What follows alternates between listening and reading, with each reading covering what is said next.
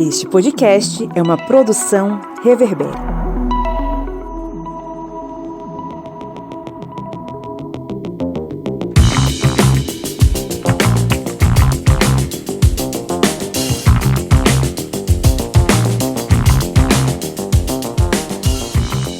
Olá, ouvintes! Está entrando no ar mais um episódio do seu podcast sobre as ciências humanas. É o podcast do Historiante, seu programete sobre história pública e ciência política que a cada semana resolve bater um papo sobre os mais variados temas. Eu sou Pablo Magalhães e estou aqui acompanhado dele, o andarilho das Minas Gerais, o senhor Felipe Monsanto. Bom dia, boa tarde, boa noite. Que bom falar aos ouvidinhos de vocês novamente. Estamos aí percorrendo pelas Minas Gerais atrás de alguma coisa, talvez um álcool.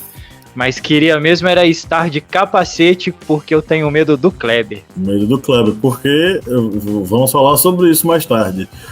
Temos aqui também tá violento, tá? Tá violento o jovem. Demais. Temos aqui também ele, o homem que montou um soviético na beira do Rio São Francisco e, segundo dizem lá na nossa região, é um cavalo batizado. O camarada Kleber Roberto. A pessoa não pode nem tratar esse povo como um tiringa da vida, como um seu lunga da vida. O pessoal se estressa, fica tudo... Ai, meu Deus, vou morrer. Não, minha gente, calma. Eu só quero destruir o capitalismo, por enquanto. Tá certo. E recebemos aqui com muita alegria o retorno dele, nosso amigo, nosso camarada, mestre em economia, o senhor Presley Vasconcelos. Oi, Presley. Olá, queridos. Muito obrigado pelo convite. Mais um prazer imenso estar aqui com vocês, pra gente tacar pau em tudo, principalmente no capitalismo, não é mesmo? O Presley, me dá só um spoiler. O desenrola é bom ou não? Depende pra quem.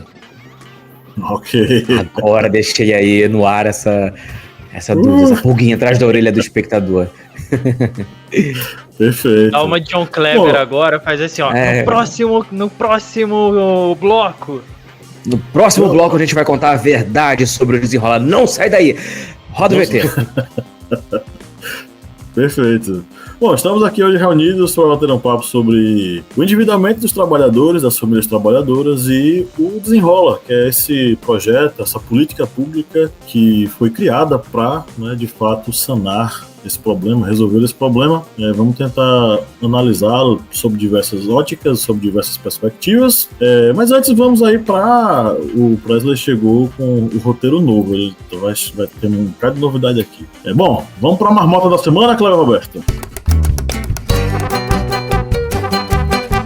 Marmota da semana. Bora lá para uma notícia que é uma notícia que a marmota é complicada, porque toda semana é muita coisa. Esse aqui teve que ser basicamente caseira, um sorteio. Foi uma marmota caseira porque foi no sorteio. Porque o Brasil e o mundo, assim, é coisa de louco. E essa notícia aqui é uma notícia aqui da região, mais precisamente aqui de Petrolina. E vem de um blog local, que é o blog Petrolina em Destaque, que traz a notícia. Funcionário de oficina é preso em Petrolina dirigindo embriagado uma viatura da PM da Bahia. E a notícia aqui do cidadão. A Polícia Militar, PM, em Petrolina, no sertão de Pernambuco, prendeu na noite de quarta-feira, dia 13 agora de março, 2 pessoas que estavam em uma viatura da PM da Bahia. Segundo a PM pernambucana, o veículo estava trafegando de forma instável e os 2 ocupantes estavam sem fardamento da polícia. O motorista, inclusive, apresentava sinais de embriaguez. O cara pegou, tomou ainda saiu com uma viatura da PM da Bahia. Meu Deus do céu. Continuando aqui, ainda de acordo com a PMPE, o motorista e o passageiro não são policiais militares. O condutor é funcionário da oficina onde a viatura estava para realizar serviços. A ocorrência foi encaminhada para a delegacia de Ouro Preto, que é um bairro aqui de Petrolina, para que fossem realizados os procedimentos necessários. A PM informou que a Polícia Militar do Estado da Bahia também foi contatada para tomar ciência do fato. Ou seja, o cara conseguiu em um dia realizar 2 sonhos dele. E quais eram os sonhos do cara? Era andar numa viatura da PM da Bahia. E aí no mesmo dia o cara ainda conseguiu andar numa viatura da PM de Pernambuco. O cara é o mestre. Ela bingou. Se fosse GTA, ele tava o quê? Já tava com quantas estrelas de procurado, né? Desgraçado. Isso aí zerou a vida. Zerou o GTA V. Vai ter história pra contar pra tudo quanto que é neto, bisneto. Ele quis fazer o GTA da vida real. Bom, é isso. Então vamos pro nosso giro de notícias, Kleber. Simbora.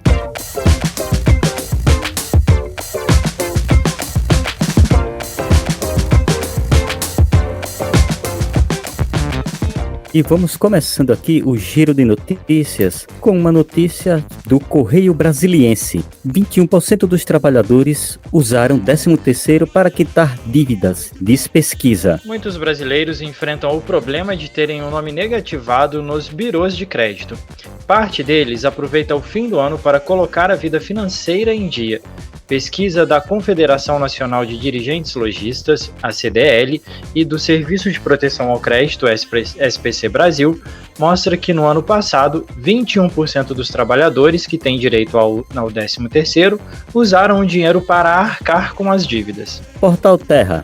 Taxa de brasileiros endividados cai pela primeira vez desde 2019, mas inadimplência bate recorde. A taxa anual de endividamento da população brasileira em 2023 ficou em 77,8%, apenas 0,1 ponto percentual menor do que o desempenho de 2022, apontou a Confederação Nacional do Comércio de Bens, Serviços e Turismo, a CNC.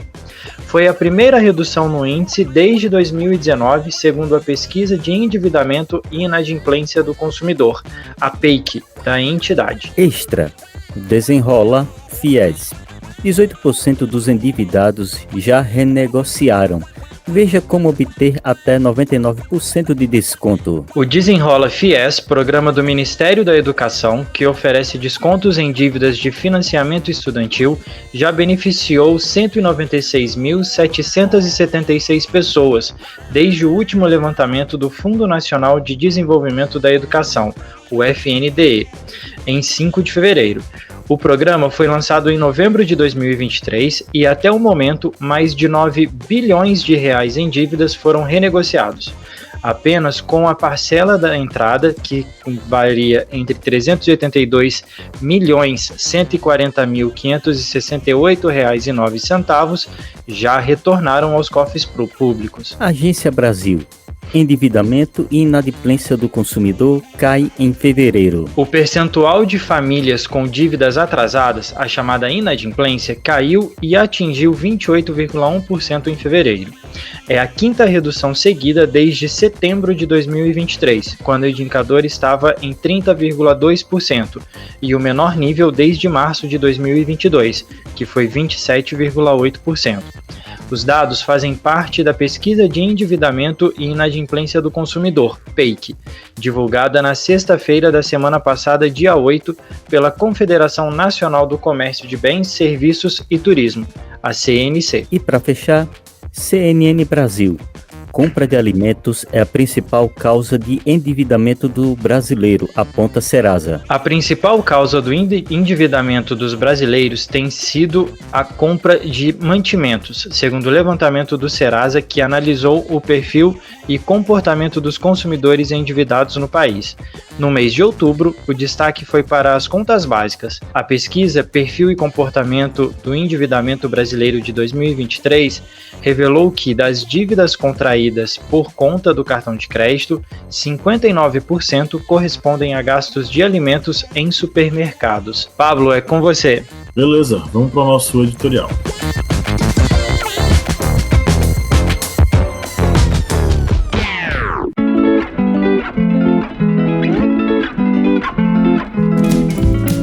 E aí, pessoal, precisamos falar sobre algo muito especial, o nosso financiamento coletivo no podcast Historiante. Isso mesmo, e não poderíamos estar mais empolgados em compartilhar com vocês os benefícios incríveis de se tornar um apoiador do Historiante. Além de nos ajudar a manter o podcast no ar, vocês terão acesso a benefícios exclusivos. Vocês estão preparados para isso? Então segura essa agora. Todos os meses sortearemos livros entre os nossos apoiadores. Mas segura que tem mais. Os nossos apoiadores terão acesso a conteúdos exclusivos, bastidores do podcast, entrevistas inéditas e muito mais. E olha só, tem mais uma vantagem.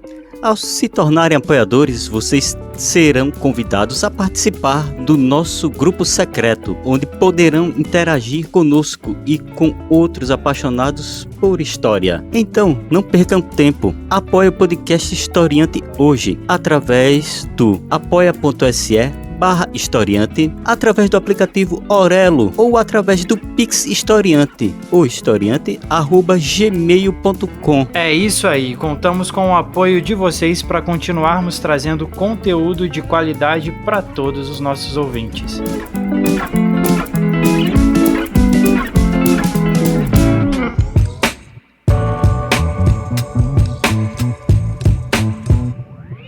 A manutenção de um orçamento equilibrado é um desafio constante para muitas famílias trabalhadoras, cujas dificuldades financeiras resultam quase sempre em endividamento e inclusão nos registros de crédito negativados. SPC e Serasa já são nomes bem conhecidos de quem vive na corda bamba da economia nacional. O fim do ano muitas vezes representa uma oportunidade boa, para reorganizar essas finanças. E a pesquisa que já foi citada aqui no Giro de Notícias mostrou que 21% dos trabalhadores usaram o 13º para resolver esses problemas com essas dívidas. Apesar desses esforços individuais e pontuais, o índice anual de endividamento da população permaneceu lá nos 77,8%, de acordo com a pesquisa do CNC, a Confederação Nacional do Comércio de Bens, Serviços e Turismo. Embora tenha havido uma ligeira redução em relação ao ano anterior, essa foi a primeira diminuição desde 2019, segundo dados lá da PEIC, a Pesquisa de Endividamento e Inadimplência do Consumidor. Essa inadimplência, em fevereiro, chegou a 28,1%, registrando aí uma queda. Esse declínio contínuo, que se estende desde 2023, ali em setembro, reflete uma melhoria gradual na situação financeira das famílias, impulsionada em parte pela recuperação do mercado do trabalho e iniciativas como o Programa Desenrola Brasil, que incentivam o pagamento dessas dívidas.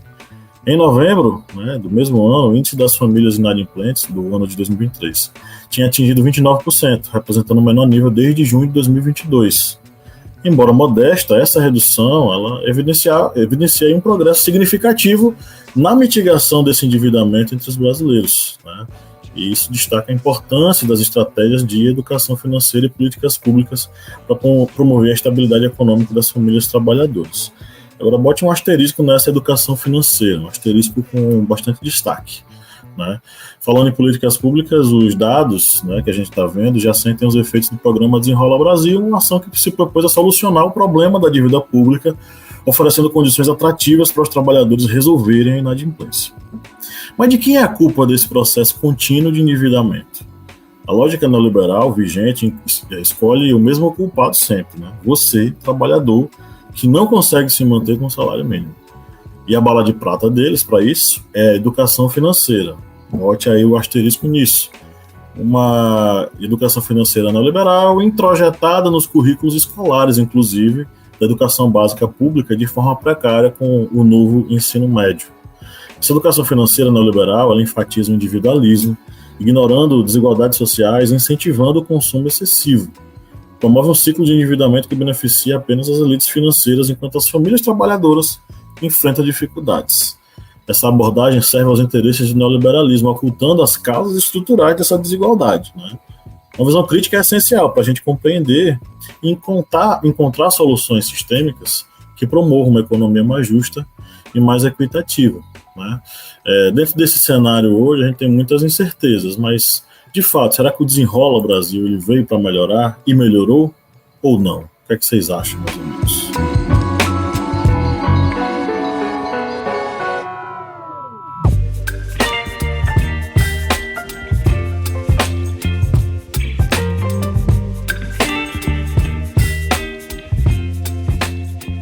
Então, eu falei naquela hora sobre o Desenrola, enquanto estava lendo aqui, eu estava pensando numa coisa. O Desenrola Brasil, ele veio para resolver um problema que não deveria existir.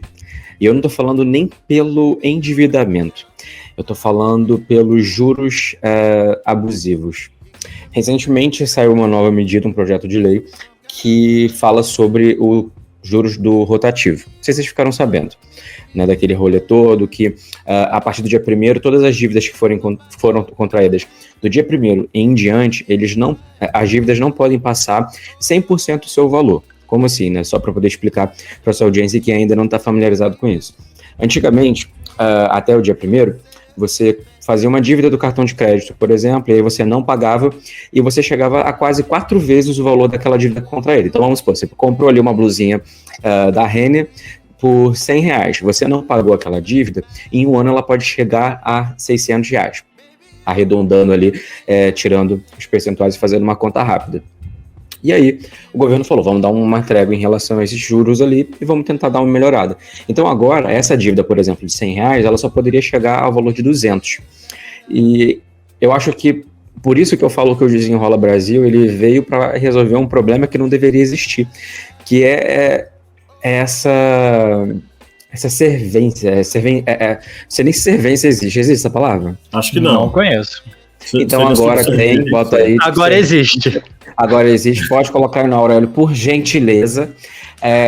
Então, tipo assim, a gente colocando essa ideia, parece que o Estado fica a serviço, melhorei, viu só? A serviço, principalmente do mercado financeiro, porque a gente está falando sobre juros que, querendo ou não, foram permitidos existir.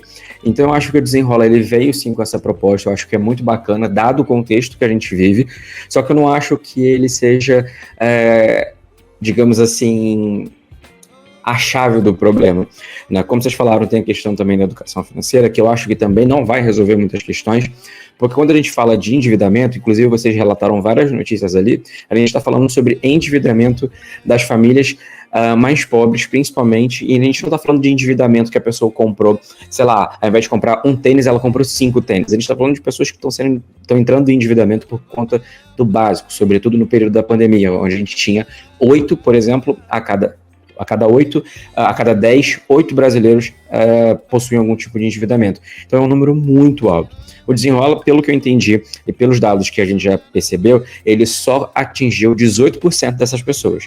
E por que eu falo só? E não tipo, já atingiu bastante, e aí, com uma proposta talvez otimista. Porque as pessoas ainda não falam nisso e os próprios bancos não têm interesse que as pessoas falem sobre isso. Justamente pela ótica neoliberal que vocês falaram. O banco, ele faz dinheiro com juros. Principalmente os bancos mais diferentões, aqueles legalzinhos que falam, vem cá que eu vou te dar 100% de CDI, você vai ser legal, ou seja, e aí botam um monte de gente bacana e descolada para poder falar e chamar a sua atenção. E aí você esquece de pagar uma conta e você vira uma dívida astronômica. Então eu acho que, no geral, o Desenrola, ele tem uma boa intenção, mas ele veio para solucionar um problema que não era para existir. Presley, é muito bem apontada essa questão especificamente sobre como os bancos eles lucram com juros.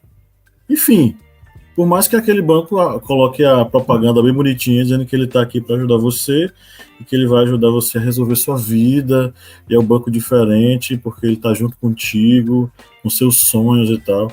Mas no final das contas é isso, gira em torno disso. O banco ele lucra em cima da desgraça, da inadimplência, do atraso. Tanto que quando os clientes atrasam, isso não é visto como algo negativo, isso é visto até como um ponto positivo. Eles gostam, inclusive. Pois é. E quando eu falei lá no começo, que eu perguntei para você, tipo, o Desenrola vai ser bom para quem?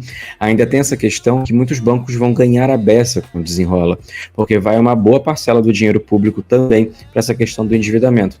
Então, acho que a gente precisa falar sobre o endividamento das famílias mais pobres, principalmente, mas a que custo? Quem que está ganhando nessa brincadeira também, sabe? Porque, de fato, quem deveria estar sendo beneficiado seriam apenas as famílias, essas famílias endividadas. Só que nessa brincadeira também vai uma caralhada de gente ali, de banco, que vai aumentar o lucro às custas dessa brincadeira, talvez, de serem legais, de baixar a dívida até 99%. E a responsabilidade é de quem? Porque assim, quando eu faço essa pergunta, claro que muita gente vai dizer, não, a responsabilidade é de quem comprou e não pagou. Mas a responsabilidade é de quem, do ponto de vista da construção de um ecossistema econômico, aonde o indivíduo ele necessite se endividar para sobreviver. Porque lhe foi dada essa condição, né? A gente viu aqui nas notícias que o principal motivo de endividamento é o uso do cartão de crédito para se alimentar.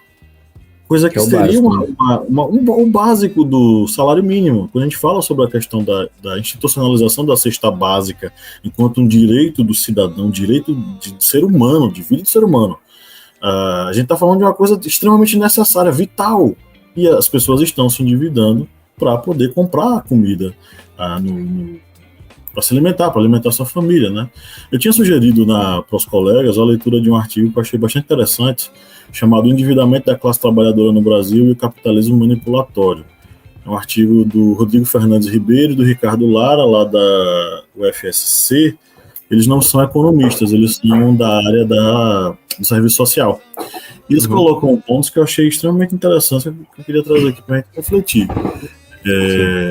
Quando a gente diz que quando eu pergunto a culpa é de quem é que está envolvido nisso, é porque se construiu essa grande bala de prata hoje, que é a educação financeira, e que ela vai resolver todos os problemas. Ou seja, o brasileiro se endivida porque ele não tem educação financeira e pronto. Porque com salário mínimo dá para viver tranquilamente, dá para pagar todas as contas, dá para guardar, e, enfim, por aí vai. E é uma coisa que eles refletem. Que proposta é essa da educação financeira? Essa questão do endividamento, a gente tem que, quando a gente vai tentar, por exemplo, estudar o endividamento das famílias, a gente precisa se guiar pelo tipo de endividamento, para você entender qual é o tipo de problema que você está lidando para determinados recortes. Então, quando você vai fazer uma pesquisa como essa, por exemplo, acredito eu que os dados utilizados foram para encontrar a causa do endividamento para cada recorte de renda, né? Então, quando você fala, por exemplo, de rendas mais elevadas, você tem um recorte geralmente que é o endividamento de uma casa, comprou um carro, uma viagem, cartão de crédito no geral. E aí você contrasta com a baixa renda. E aí você vê que o endividamento de boa parte da população brasileira é para ter garantia ao básico. Então, quando você está falando dentro de uma estrutura onde há uma volatilidade muito alta, uma variação muito violenta quando a gente está falando de preço, sobretudo de alimentos, não tem como não existir um endividamento dentro de um contexto de uma família de baixa renda, simples e puramente porque o salário dela também não varia na mesma proporção. E quando eu estou falando, não é só a questão do salário mínimo, também tem todo o contexto de poder de compra. Então, o impacto de uma variação, por exemplo, no quilo da carne, nas famílias de baixa renda é muito maior do que nas famílias de renda maior. Então, quando a gente está falando sobre esse direcionamento, daí entra a questão, tá, como que você vai utilizar a ferramenta da educação financeira dentro de um contexto socioeconômico que você tem variações muito grandes, tanto no poder de compra do trabalhador, quanto nos alimentos, inclusive na própria gestão política. Porque isso que aconteceu com o Desenrola é um programa que já era para ter sido feito há muito tempo. E por uma decisão política, por conta de um programa, que fez toda essa movimentação com o sistema financeiro, mas por conta de uma decisão política, abriu-se um leque maior de oportunidade para muitas pessoas. Então, é injusto colocar no colo daquela pessoa de que a educação financeira vai resolver a vida dela, ou de que, sim, sei lá, ela se endividou porque ela não... porque ela é uma gastadora. Não, cara, ela se endividou porque o salário que ela recebe não consegue pagar, por exemplo, as variações do aluguel de um ano para o outro. E para algumas pessoas de alguns recortes, R$50 pode ser nada. Mas para outros, R$50 é carne a menos que ela vai comprar, se o aluguel subir. Tudo que foi ganho num dia, praticamente. Exatamente. Mas é justamente nesse sentido mesmo que eles vão escrever, eles vão analisar esses dados, né? Eles vão colocar aqui, especialmente também, a questão da inundação do crédito no mercado nacional. Especificamente aí o crédito do cartão de crédito, que essas famílias trabalhadoras elas ficaram mais vulneráveis a essa quantidade de crédito que foi despejado, em especial na década de 2010, era muito crédito, né, e pouca, vamos dizer assim, uma educação financeira contextualizada com o dia a dia dele. Porque assim, eu não critico a educação financeira como um todo, eu critico a lógica neoliberal dessa educação financeira que diz que o indivíduo, unicamente, sozinho, ele é responsável pelo seu endividamento ou pelo seu sucesso. Inclusive, eu gosto muito de falar isso tanto para a minha audiência quanto para os meus alunos, essa questão de que não existe educação financeira sem inclusão social. Eu acho que esse é o primeiro ponto. Quando a gente está falando de organização financeira, desses debates relacionando a como que cada pessoa consegue gerenciar o seu dinheiro, não tem como nós excluirmos os recortes sociais. Então é muito simples você falar para alguém que ganha 8 mil reais, fazer percentuais e dividir a sua renda. Porque realmente vai dar, às vezes ela gasta demais, ou às vezes ela consegue mexer no orçamento dela de uma forma muito mais fácil, porque ela já tem o básico garantido. Agora, aquela pessoa que ganha 1 salário, 2 salários, ou às vezes usa, 2 salários para poder ajudar a sua própria família, às vezes tem que ajudar os pais, ajudar o sogro, tem que fazer toda uma caralhada de coisa para poder resolver alguma coisa com aquele dinheiro, ela está muito próxima do básico.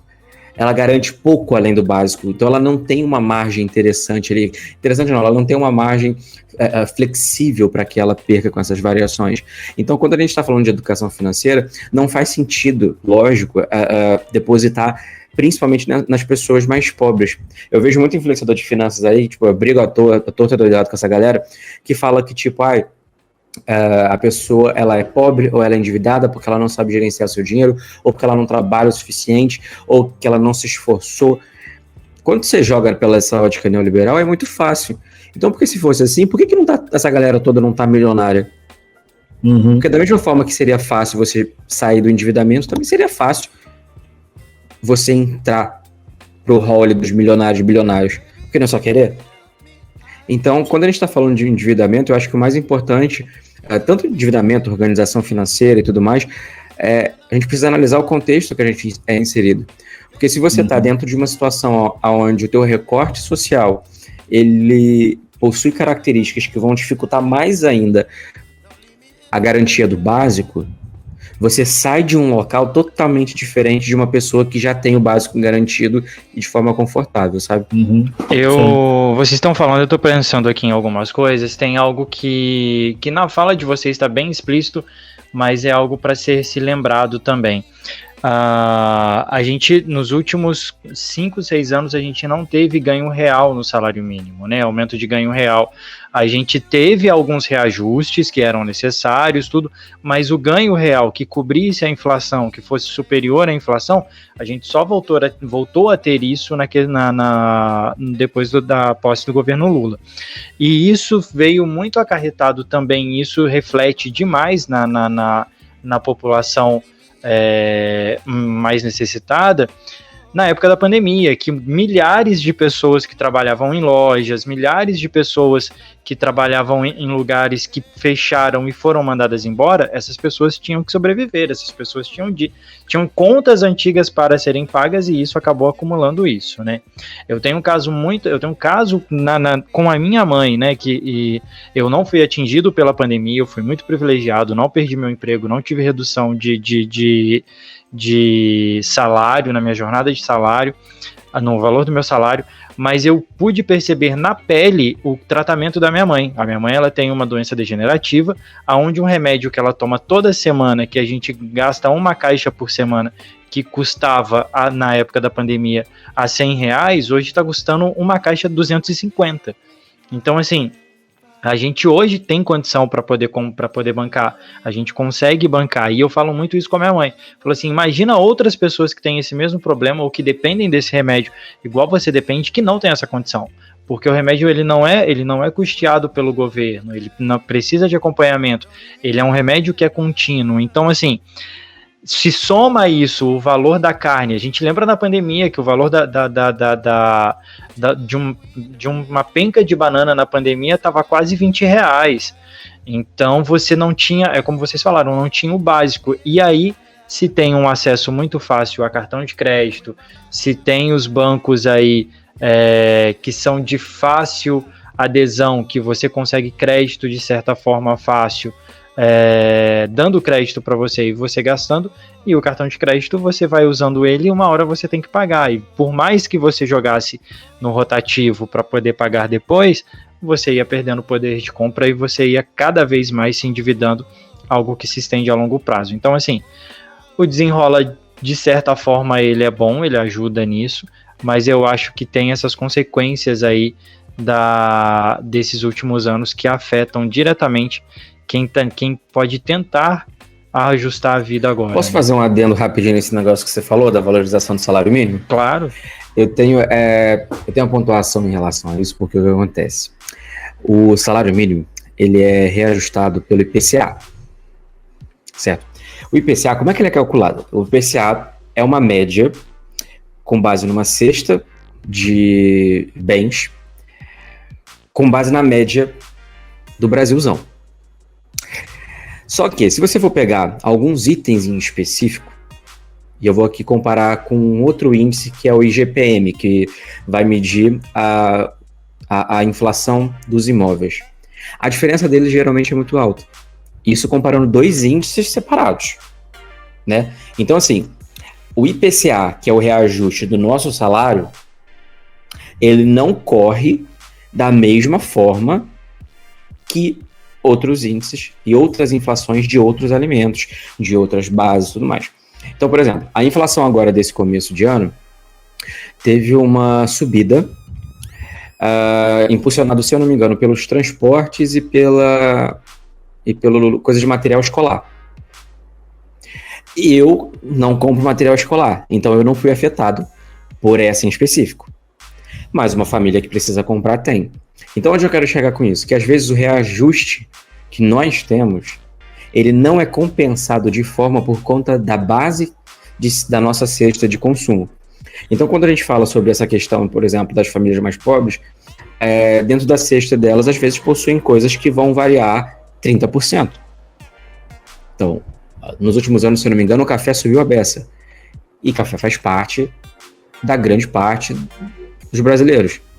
O aluguel em si, né? O aluguel subiu orbitantemente durante a pandemia, nesses últimos anos. Exatamente. Então, aí que entra essa outra questão, né? Eu acredito que a política de valorização do salário mínimo ela é ótima, principalmente quando a gente está falando de reajuste real, mas eu acho que ainda assim o reajuste pela inflação não é um reajuste tão interessante. Justamente porque o próprio índice possui essas brechas que, no final das contas, elas não compensam e elas não atendem a todo mundo. Não sei se deu para entender, eu confundi mais ainda a minha linha de raciocínio. Eu acho que você esclarece de uma maneira muito, muito interessante que muitas das vezes a pessoa que está ouvindo, isso é uma coisa que é muito clara, que é muito óbvia, mas que para mim eu não tinha parado para pensar ainda nesse ponto. Entendeu? Quem atinge quando não atinge igual. Hoje eu sou uma pessoa que eu vivo de aluguel na cidade onde eu moro, eu não tenho casa própria aqui e eu sou afetado pela questão do aluguel. Igual, eu não sou afetado pelo índice que mede a questão do material escolar, mas o aluguel ele me afeta diretamente. E isso a gente vê nessas formas, né? Eu acho que deixa claro até para quem está ouvindo pra gente, para poder entender, porque algumas pessoas sofrem mais na pele isso do que outras. Então você nota que esse tipo de coisa, só por conta, né, disso, por isso que eu falo do recorte social e que nós precisamos sempre observar os nossos hábitos de consumo, e aí que entra essa questão um pouco mais próxima dessa educação financeira, que é entender qual é a variação daquilo que acontece e que nos atinge. Então, uma família que possui criança, por exemplo, tem que enxergar, o quanto que subiu ali a fralda, o composto, qualquer coisa do gênero. Agora, para outros recortes, outras coisas sobem ou descem também de valor. Então, tudo isso é muito importante e faz parte dessa noção do conceito da educação financeira, de uma forma que não necessariamente faz com que as pessoas falem, você consegue entender que você não está endividado porque você fez péssimas escolhas, mas sim porque, cara, o meu salário não está aumentando na mesma velocidade que aumentou, por exemplo, o aluguel. Então só isso já é o suficiente para a gente entender. Ok, não vai ter educação financeira que mude essa situação. Resolvido. Essa questão do desenrola mesmo, que Presley falou muito bem, essa questão dos bancos que não têm interesse nenhum de que a grande massa, grande parte da população venha a conhecer esse projeto Desenrola. E sabemos que os bancos são patrocinadores dos principais canais de TV da grande mídia em si. E junta-se tanto essa questão de um desconhecimento popular com relação ao Desenrola, como outro problema que vem também a se somar com essa, digamos, esse falta de alcance do Desenrola, que é a própria renda dos trabalhadores, porque, como já dito aqui no podcast, muitas vezes R$50, R$100 vai fazer muita falta ali no dia a dia desses trabalhadores que tiveram a renda sacrificada nos últimos 6 anos. E muitas vezes esse trabalhador vai ter o acesso ao Desenrola, vai ver sua dívida ali reduzida com 90%, 95%, e mesmo assim ele não tem condições de pagar, porque ele vai ponderar, vou tirar aqui R$80 para pagar essa dívida, mas esses 80 aqui já é a conta ali de água, já são ali 3 quilos de frango, já o arroz, já o feijão. E como a gente mesmo viu aqui no Giro de Notícias, o endividamento por questões alimentares, ou seja, o supermercado ali, os itens básicos de sobrevivência, são os principais endividadores dos trabalhadores, fazem parte ali da grande massa de endividamento das pessoas. E isso é triste.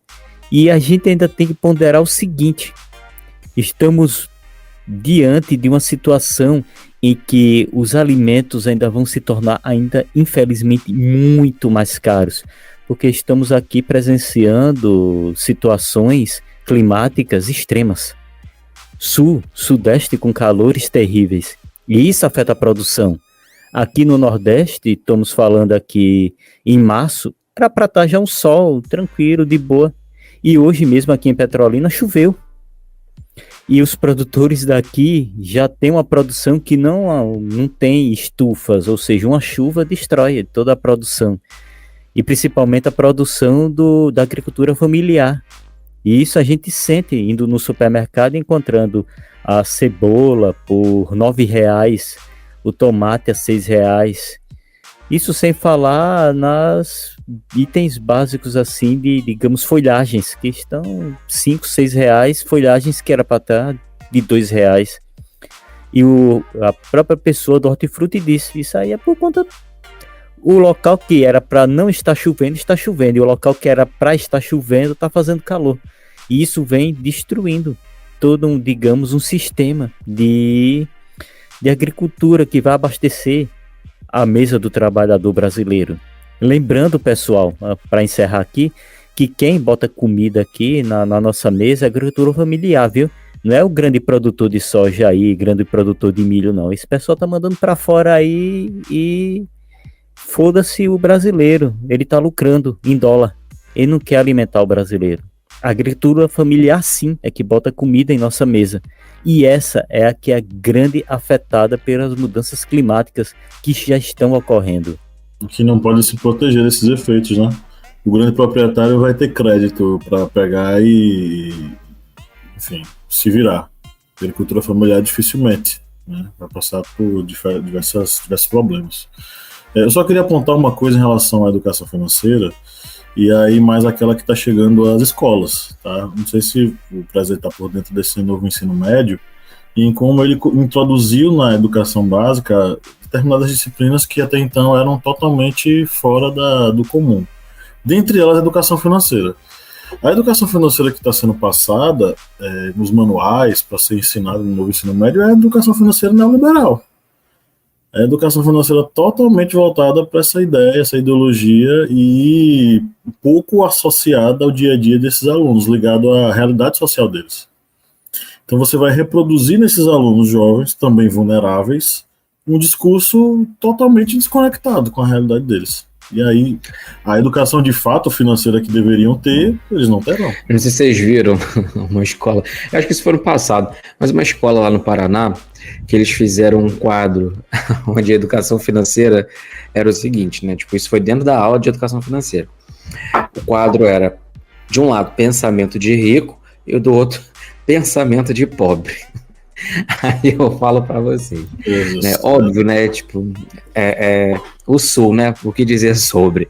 Mas a questão é a seguinte: quando a gente está falando de educação financeira, por isso que eu sempre falo, educação financeira sem inclusão social é bobajada, sabe? É história para boi dormir.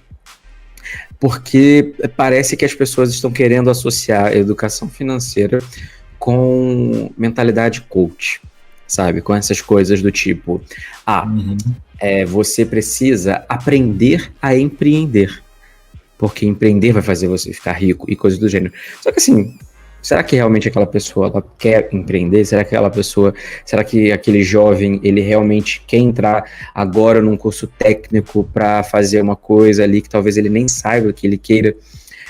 E aí, a questão chave para mim da educação financeira é que não adianta nada, principalmente num país como o nosso, como o Brasil, você ensinar a educação financeira de uma forma elitista.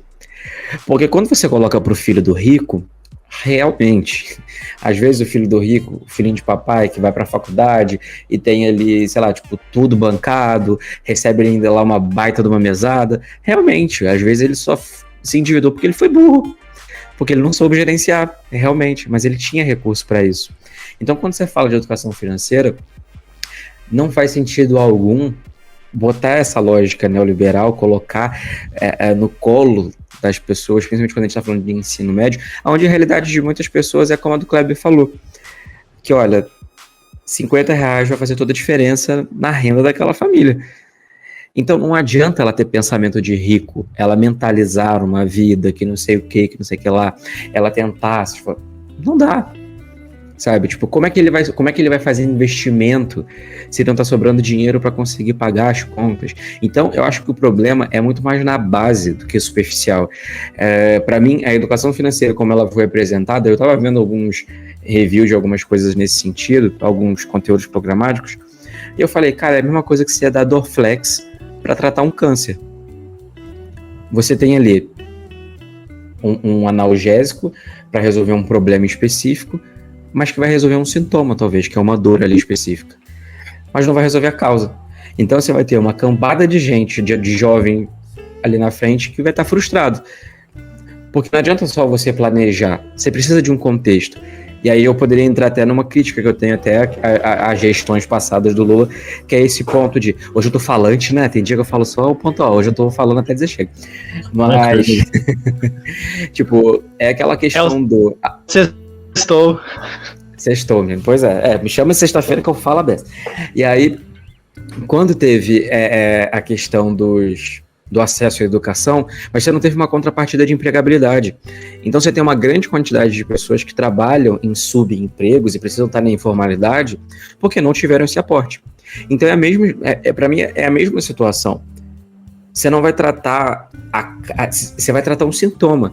Então, beleza, as pessoas precisam de educação. Ok, precisam de educação, mas também elas precisam ter esse amparato. Então, não adianta dar a ferramenta da educação financeira se você não coloca ali questões simples, como a geração de emprego, melhora na situação socioeconômica, bater de frente com a elite brasileira, principalmente a do agronegócio, sistema financeiro e por aí vai. E aí tem até aquela questão do que é empreender, né? No mundo neoliberal que a gente tem hoje, o motorista de Uber, ele é empreendedor, né? Então a gente sabe exatamente que a coisa não funciona dessa maneira, que a coisa não é desenvolvida para isso, né? Então a gente cria, inclusive, a uberização do trabalho, onde o cara ele acha que está investindo no próprio negócio ou investindo no próprio trabalho e ele não vai conseguir, ele não vai ter acesso a isso.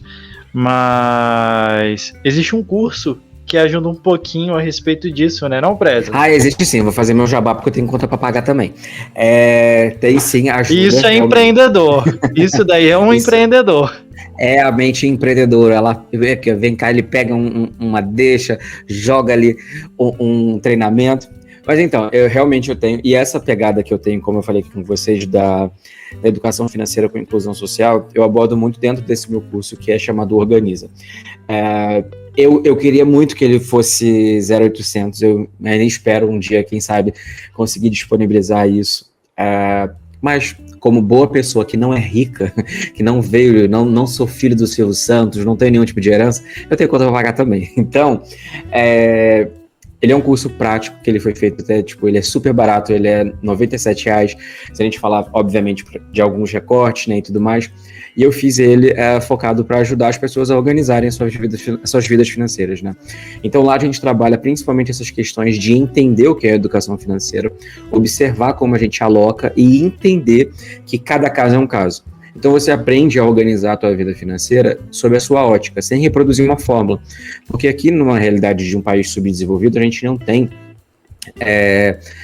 as ferramentas necessárias para usar somente a boa vontade, somente o esforço. Então a gente precisa também fazer esses cuidados. E aí a gente também tem que entrar na realidade de que não basta só confrontar o sistema. Porque a fome é agora, é daqui a pouco que a gente vai querer jantar, é amanhã que a gente tem que tomar café. Então a gente precisa fazer alguma coisa nesse meio tempo.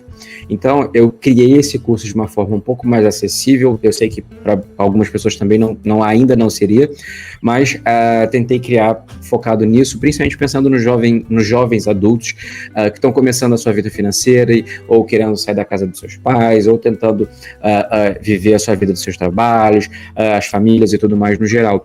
Eu pego justamente isso. Eu ensino as pessoas a organizarem as suas rendas de acordo com a sua realidade, de acordo com as características que ela representa e tudo mais, e também faço disso, inclusive tem até um módulo para endividamento, onde eu ajudo as pessoas, então, a resolverem suas dívidas, a pagar suas dívidas de uma forma um pouco mais tranquila, e inclusive, eu gosto de fazer o suporte com essas pessoas, então eu fico muito feliz quando eu recebo, por exemplo, eu tenho alunos que mandam para mim relatos do tipo, hoje eu consigo organizar minha vida financeira a ponto de conseguir dar uma ajuda mensal para minha avó. E quando eu leio esse tipo de coisa, eu falo, cara, foi para isso que eu criei isso, sabe? Então, é uma ferramenta que tem ajudado bastante algumas pessoas e seria um prazer ter seus ouvintes também como alunos. Fica aí o convite para quem quiser. Mas quem quiser conhecer o seu curso, acha onde? Como que ele se matricula? Fácil. Você pode encontrar em qualquer rede social, @eupresley, mas também temos o site eupresley.com. Lá você vai encontrar todos os cursos, tem de investimento, tem para aposentadoria e tem também o Organiza que você vai encontrar lá. Arrasta pra cima. Tá bom demais. A gente vai deixar na descrição do episódio. Quem precisar vai estar aqui para você poder acessar. Vai estar o link, vai estar o @ do Presley lá para você seguir ele também nas redes sociais e pegar algumas dicas. Sim, gente. Que eu pego de vez em quando também, algumas coisas ali que ele fala, eu fico, vou trazer isso pra minha vida também, pra poder me ajudar. Vamos seguir, porque eu tenho conta pra pagar, eu tenho cachorro pra criar, e não tá fácil. Veterinário não tá barato, né? Veterinário não tá barato.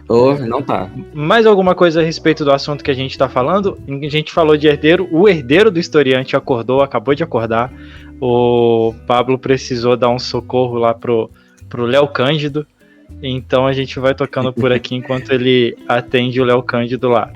Querem falar mais alguma coisa ou a gente já pode ir pro próximo bloco? Só para aqui fazer um comentário também aqui, que é bem pertinente com relação a essa questão do endividamento, que foi um ponto bem comentado. Essa questão de que estamos criando também uma ideia de que essa, digamos, educação financeira é uma educação financeira estilo coach, em que essas pessoas são pobres porque você não teve a mente empreendedora. E isso é algo extremamente nocivo para as pessoas, porque muitas vão ter a ideia de que não teve sucesso, estão endividadas, estão com problemas financeiros, porque elas são culpadas de terem feito isso, e não por estarem dentro de um sistema capitalista que é feito para destruir pessoas, destruir os trabalhadores, destruir essas pessoas que são autônomas. Porque você que tem uma certa renda, por mais, digamos, alta que seja a sua renda, se essa sua renda é fruto do seu trabalho, você não é rico, você não é capitalista, você é um trabalhador. Que se parar de trabalhar, em pouco tempo você vai passar fome, vai ter que vender seus bens. O rico é aquele dono do capital que vai viver dos juros do cartão de crédito. Vai ser o rico que vai depender, que vai chegar no banco, vai tirar o empréstimo que quiser, porque o banco sabe que ele tem recursos para pagar. E se não pagar, vai ter algum fundo garantidor do governo que vai cobrir essa dívida. O rico é isso. O rico é esse que não precisa acordar 6, 5 horas da manhã para ir trabalhar. Viu, gente? Não é porque você comprou um carro aí 0 km financiado aí em 30 anos que você é rico, viu? O rico é o dono da fábrica, não é nem o da concessionária. Ele tá lá longe só tendo o lucro. E para finalizar, só outro ponto também aqui, que faz parte desse endividamento, é sempre essa ideia comercial do capitalismo, de que você precisa, muitas vezes, ter aquele bem de consumo muito valioso. E isso faz com que muitas pessoas acabem, sem querer, entrando na bola de neve do endividamento. Porque aqui a gente viu que o primeiro item do endividamento, pessoal, foi os itens de supermercado, itens básicos de alimentação. E aí vem na sequência os itens de consumo. E esses itens de consumo muitas vezes acabam incluindo os itens que estão ali na mão do influencer, na propaganda, na mão do cantor, da cantora, vestindo o cantor, a cantora, o influencer. E isso acaba influenciando uma grande massa de pessoas que não tem uma renda suficiente para ter esse bem. E acabam muitas vezes, infelizmente, essas pessoas caindo nessa bola de neve do endividamento diante da propaganda aí do capitalismo, que embute e coloca na cabeça das pessoas de que ela tem que ter aquilo ali para ser uma pessoa de sucesso. Tá certo, é verdade, é isso aí, é isso mesmo.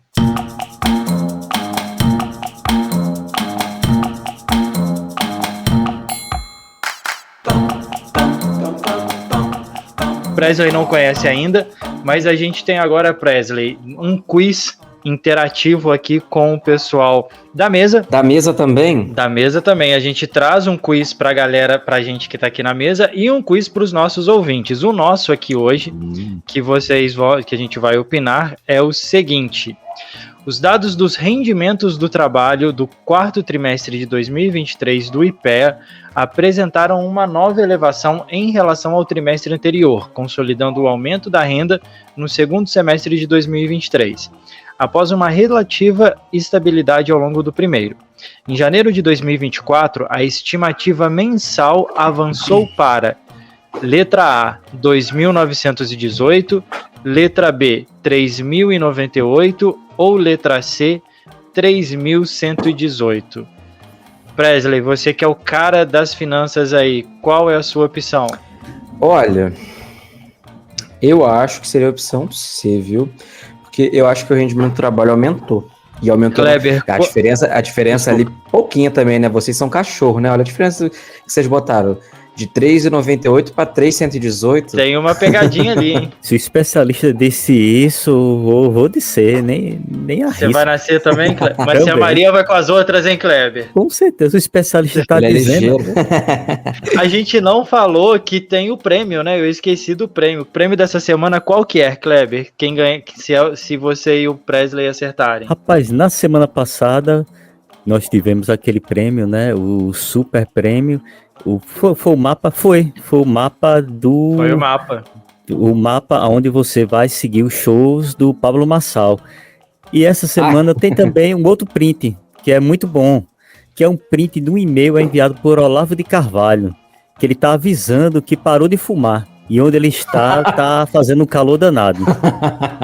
Então é o mapa para conseguir chegar aonde Olavo de Carvalho está, né? Então, gente? Cuidado. Eu acho que eu vou pegar um protetor, vou pegar 2 protetores solar, vou encaminhar um pro Presley e um pro Kleber, porque vocês acertaram e assim, vou me despedir de vocês porque vocês vão encontrar Olavo de Carvalho daqui uns dias, hein? É a letra Amarrado, C, tá certa a resposta. É 3.118. Olha só. A gente virando professor de Olavo, estudantes do professor Olavo. Você vai ser discípulo de Olavo de Carvalho, Kleber. Imagina só. Eu prefiro correr atrás de Pablo Marçal. Bom, e para o nosso público, a gente tem uma pergunta aqui que a gente vai trazer agora e a gente responde, dá o gabarito na próxima semana. Vamos lá, ó.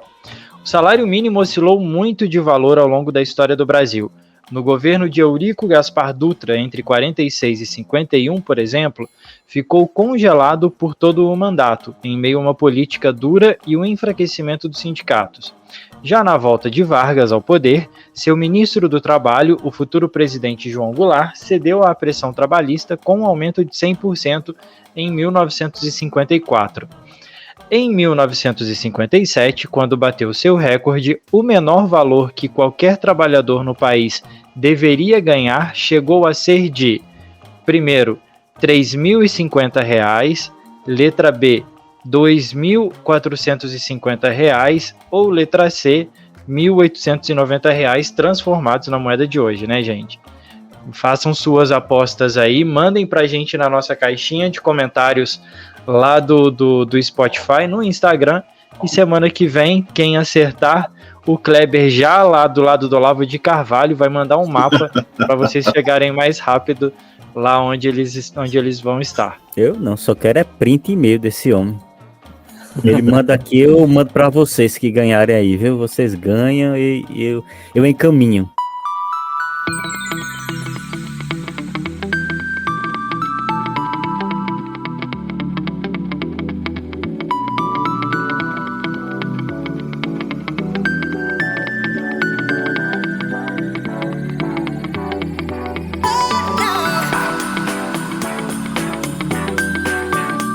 Vamos para a nossa área de indicações. Vamos abrir com a curiosidade da noite. Felipe Monsanto, para Vasconcelos. Vocês já mandaram alguém pro Quinto dos Infernos? Já, sempre. Mando todo dia. Já mandaram hoje alguém pro Quinto dos Infernos? Hoje não, cara. Hoje eu tirei folga. Então hoje eu tô meio zen, assim. Hoje eu tô, deixa a vida me levar. Cara, hoje eu mandei 2 pessoas bem pra lá. Mas você sabe a origem da frase, Quinto dos Infernos? Quinto dos Infernos, não. É do livro do Dante, não? Do Divina Comédia? Não. Que tem uma questão no período colonial brasileiro, a coroa portuguesa resolveu lucrar um pouquinho mais com a produção de ouro do Brasil e instituiu uma outra tarifa, uma outra taxa, que era o quinto. E aí eles mandavam um navio para cobrar o quinto no Brasil. Eles mandavam um navio de Portugal para cá para pegar o quinto do ouro.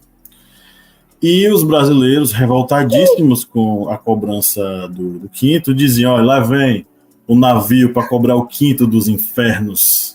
O quinto dos infernos era justamente a forma como eles se referiam a essa tarifa a mais que era cobrada pela coroa portuguesa para a produção de ouro aqui. Sabia disso, Presley? Não sabia, cara, adorei. Eu pensei que era uma outra coisa.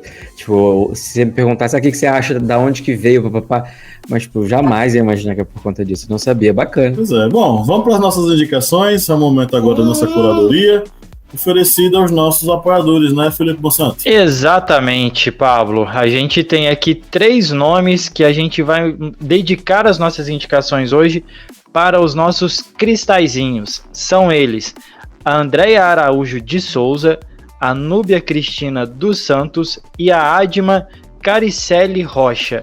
Essa semana a gente dedica as nossas indicações para vocês aqui, tá bom? Beleza, vamos para a nossa rodada. Presley, você quer começar ou você quer esperar a gente fazer? Posso. A música. Bom dia, princesa, por favor, sente na glosa. Muito obrigado. Eu coloquei aqui 2 indicações, tá? Em relação... É um filme que já tá muito batido, mas eu não tinha assistido ainda, que é o Interestelar. Tá no novo Max, que era o HBO Max. Também nunca assisti.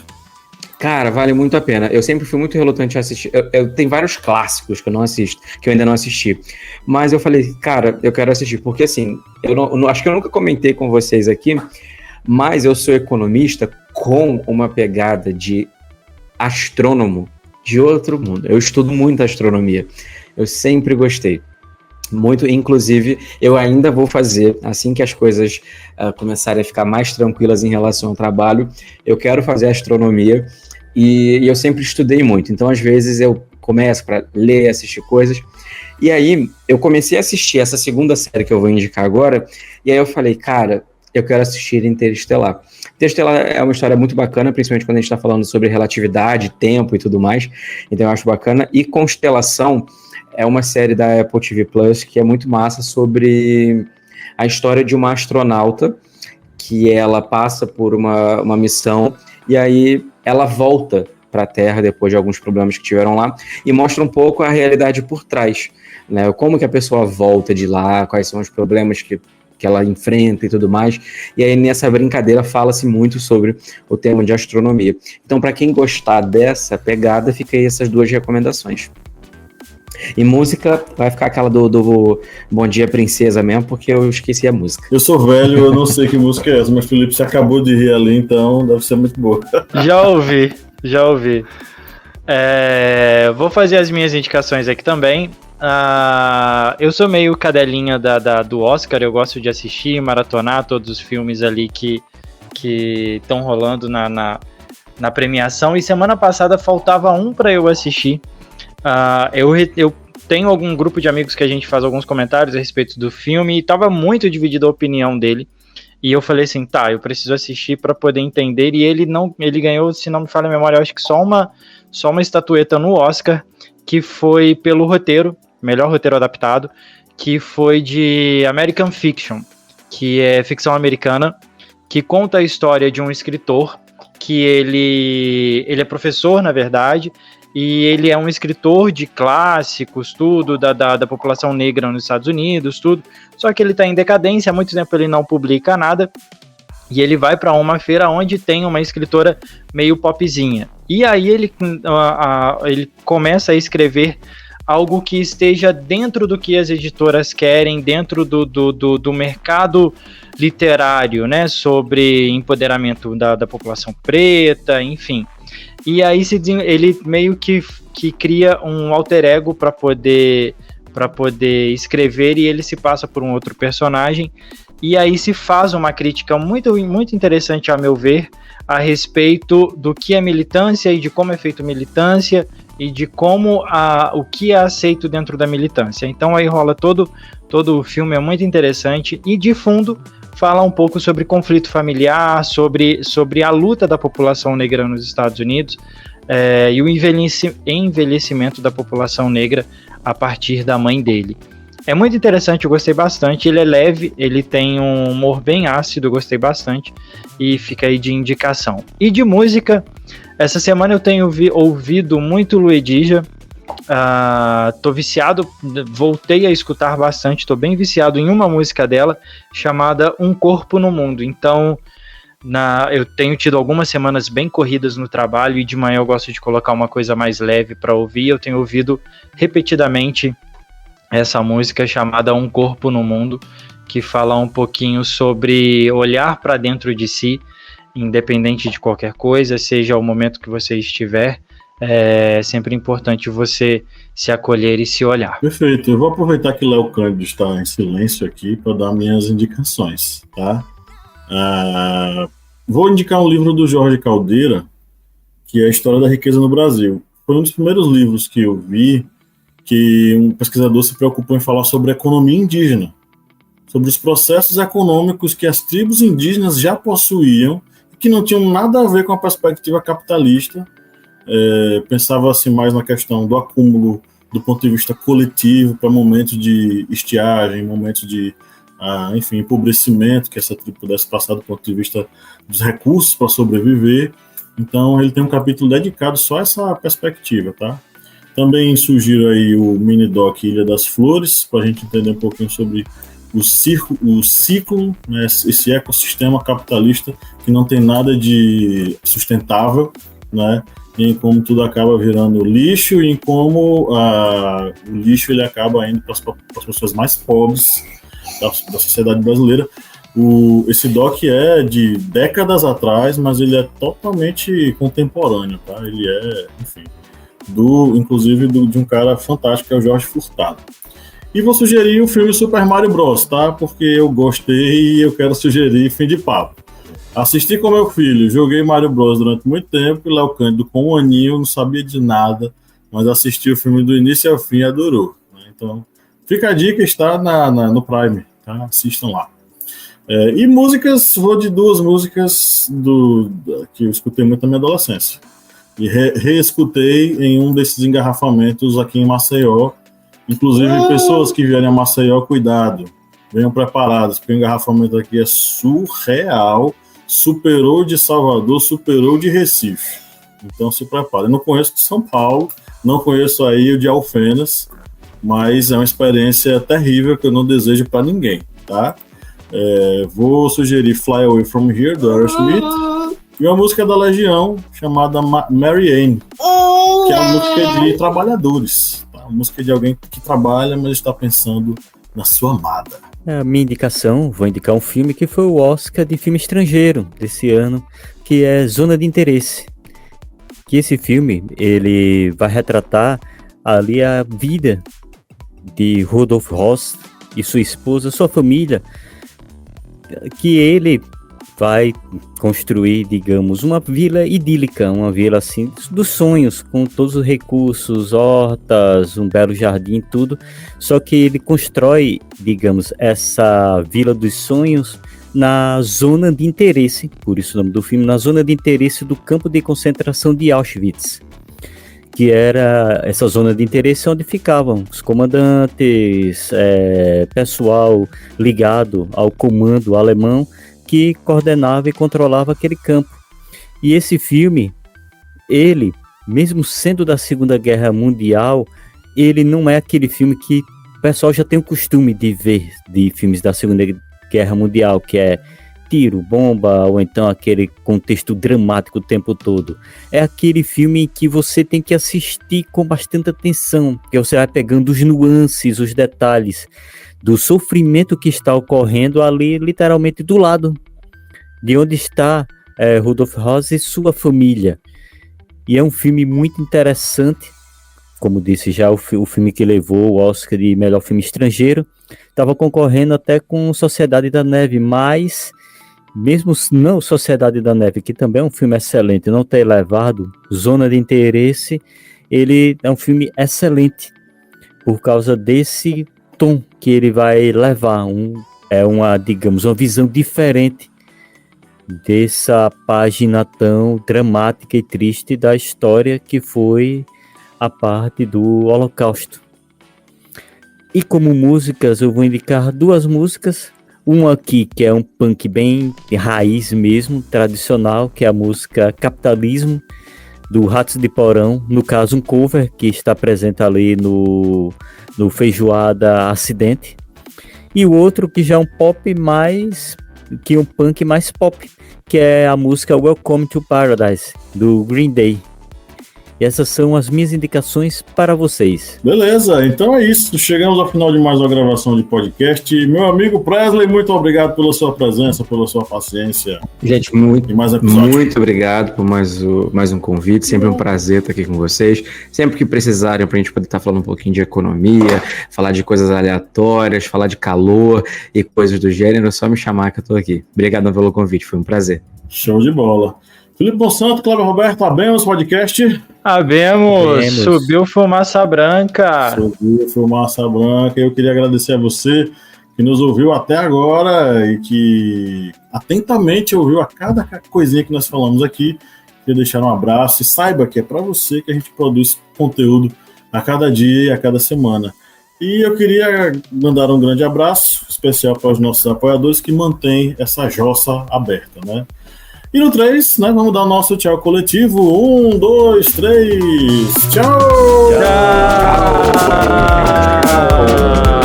Tchau!